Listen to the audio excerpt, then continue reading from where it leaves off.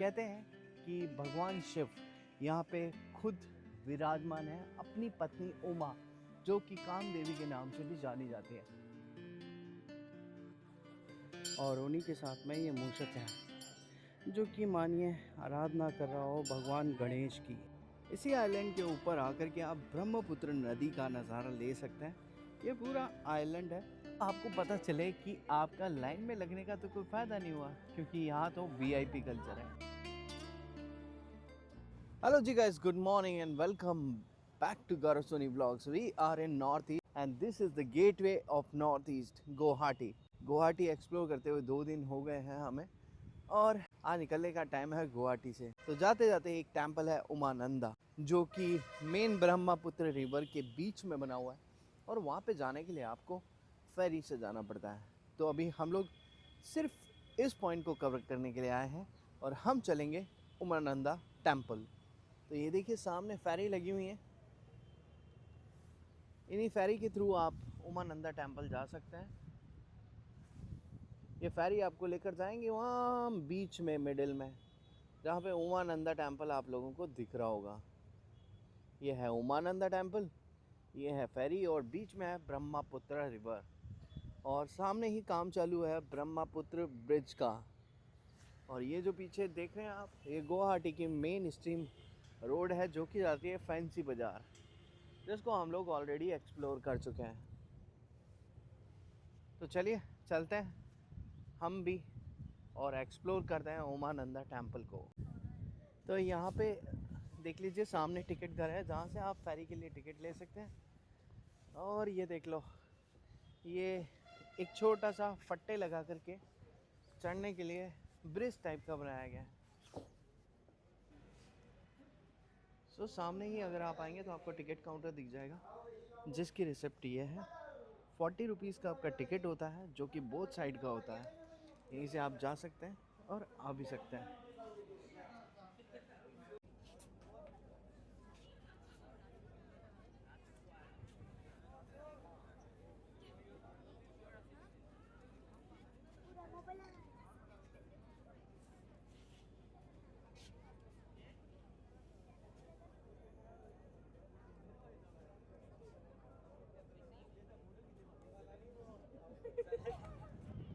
दोस्तों, उमानंदा जाने के लिए आपको सिर्फ और सिर्फ फेरी ही नहीं, अपितु रोप वे भी मिल जाती है, और दोनों का बहुत ही न्यूनतम किराया है। फेरी का किराया है मात्र 40 रुपये, और रोप वे का किराया है लगभग 200 रुपये प्रति व्यक्ति।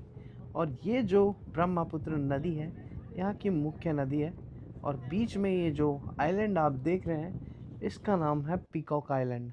और इस पीकॉक आइलैंड का इतिहास बहुत पुराना है, क्योंकि यहाँ पे उमानंदा टेम्पल भी है, और इसी के साथ साथ ये छोटे बड़े पक्षियों के लिए और मछलियों के लिए, मत्स्य पालन के लिए भी बहुत फेमस है। तो अब यहाँ आए हैं तो उमानंदा टेम्पल तो बनता ही है, और यहाँ से देखने पर ये आपको ऐसा लगेगा जैसे आप भारत में ना हो करके कोई विदेश में है, और वही बाली वाला फील आपको उमानंदा टेम्पल में जाने में आएगा। हाँ, रिवर्स यहाँ की थोड़ी सी गंदी मिलेगी, बट बहुत अच्छा आप यहाँ पे एंजॉय कर सकते हैं। ये रिवर ब्रह्मपुत्र रिवर है, जो कि यहाँ की मेन रिवर है, और जो सामने आप देख रहे हैं वो है रोपवे।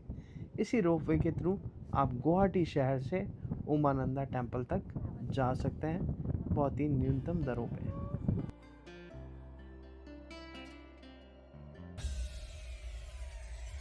सामने जो डॉक देख रहे हैं आप, वहीं पे आकर के शिप रुकता है, और उस शिप से उतरने के बाद में ये स्टेयर्स हैं, जो कि उमानंदा टेम्पल के लिए जाते हैं। सामने उमानंदा टेम्पल का गेट है, और यहाँ से स्टेयर्स हैं उमानंदा टेम्पल जाने के लिए। एक लोनली आइलैंड पे बना हुआ है ये मंदिर। जी कोई बात नहीं। लोनली आइलैंड पे बना हुआ ये मंदिर, जो कि आज आस्था का प्रतीक है। चलिए ऊपर चलते हैं और आगे देखते हैं। मंदिर में प्रवेश रखने पे आपको इस तरह का गेट दिखता है, और इसी गेट के थ्रू आप मंदिर के मुख्य प्रांगण की ओर बढ़ते हैं। ये मंदिर का गेट अपनी भव्यता को खुद ही कह रहा है।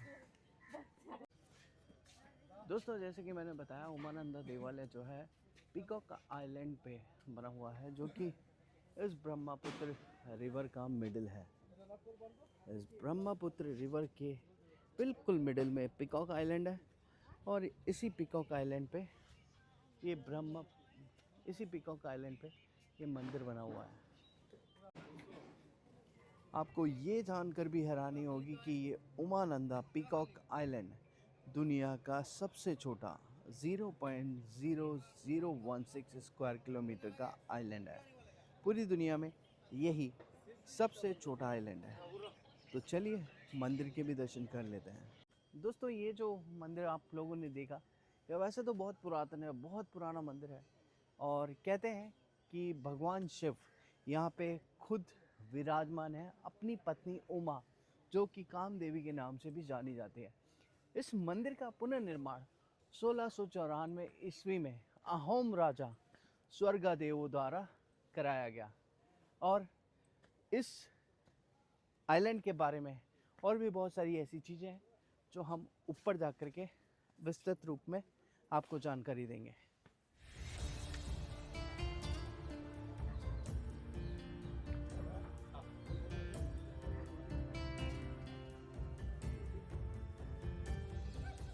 यही ये कुछ छोटी मोटी स्टॉल्स हैं जहाँ पे आप मंदिर के लिए प्रसाद ले सकते हैं और देवी को चढ़ा सकते हैं, भगवान शिव को चढ़ा सकते हैं। बिल्कुल सामने ही मंदिर का मुख्य द्वार आ जाता है, और ये सीढ़ियाँ चढ़ने के बाद और इस आइलैंड में घुसने के बाद ये मेन द्वार है। तो चलिए अंदर चल के देखते हैं।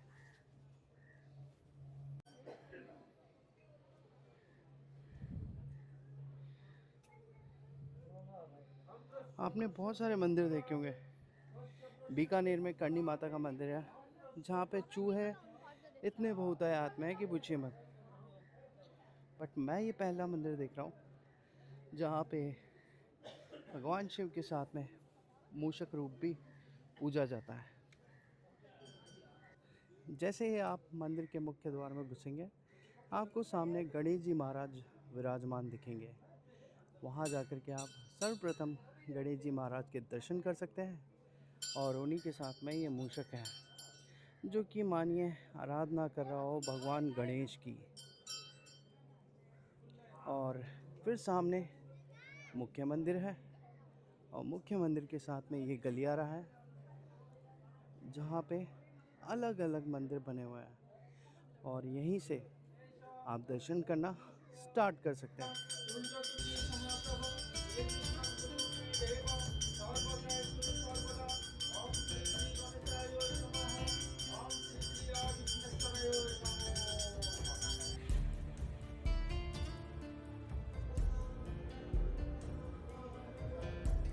तो जी, ये मंदिर है मुख्य मंदिर, जहाँ पे अभी पूजा चल रही है। हमने भी हमारी पूजा करवा ली है यहाँ पे, और आपके गोत्र के हिसाब से आप यहाँ पे पूजा करवा सकते हैं, भगवान का आशीर्वाद ले सकते हैं।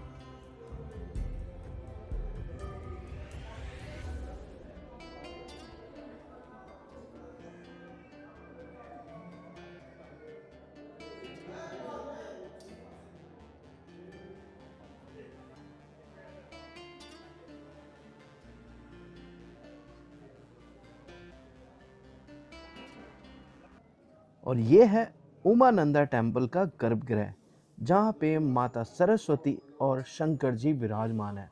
और यहाँ दर्शन करने के लिए आपको आधे से 1 घंटे लाइन में लगना पड़ता है, तब जाकर के आपको दर्शन होते हैं। मुझे लगभग 45 मिनट हो गए हैं लाइन में लगे, बट अभी तक दर्शन का नंबर नहीं आया है। उमानंदा टेम्पल में आपको बहुत सारे छोटे छोटे मंदिरों का समूह भी देखने को मिलता है। अलग अलग देवी और देवताएं हैं, जिनको आप जाकर के आराध्य कर सकते हैं, पुष्प अर्पित कर सकते हैं और दर्शन कर सकते हैं। इसी आइलैंड के ऊपर आकर के आप ब्रह्मपुत्र नदी का नज़ारा ले सकते हैं। ये पूरा आइलैंड है, और सामने देखिए अगर बोट चल रहे हैं, फेरीज चल रही हैं, और यही माध्यम है इस आइलैंड तक आने का। और इस आइलैंड के चारों तरफ जो है अच्छे हरे भरे पेड़ हैं, केले के पेड़ हैं, खजूर के पेड़ हैं, नारियल के पेड़ हैं और बहुत ही ज़्यादा ग्रीनरी है। मुख्य मंदिर के दाईं ओर चलने पे आपको शिव परिवार दिखता है और उसी के साथ में एक शिवालय है जहाँ पर आप जाकर के शिव भगवान को जल अर्पित कर सकते हैं और दर्शन कर सकते हैं। ये जो मंदिर है ये एक पुरानी शैली का मंदिर है और बीच में अगर आप देखेंगे तो भगवान का शिवलिंग स्थित है। जी, जैसे ही आप मंदिर के दर्शन करके निकलते हैं उमानंदा, तो ये रास्ता है जो कि जाता है हनुमान टेम्पल के लिए। तो अभी हम लोग जा रहे हैं हनुमान टेम्पल और यहाँ पे प्रॉपर सीढ़ियाँ बनी हुई नहीं है, ऊबड़ खाबड़ सा एरिया है जहाँ से आपको जाना पड़ता है। और हनुमान टेम्पल के पास ही आपको दिखा ब्रह्मपुत्र का एकदम क्लियर व्यू। ऊपर से आपको बहुत सारे पेड़ दिखते हैं जिसके कारण आप व्यू को एंजॉय नहीं कर पाते। हनुमान टेम्पल आकर यहाँ दर्शन करने के बाद आप वहाँ से बिल्कुल प्रॉपर व्यू देख सकते हैं।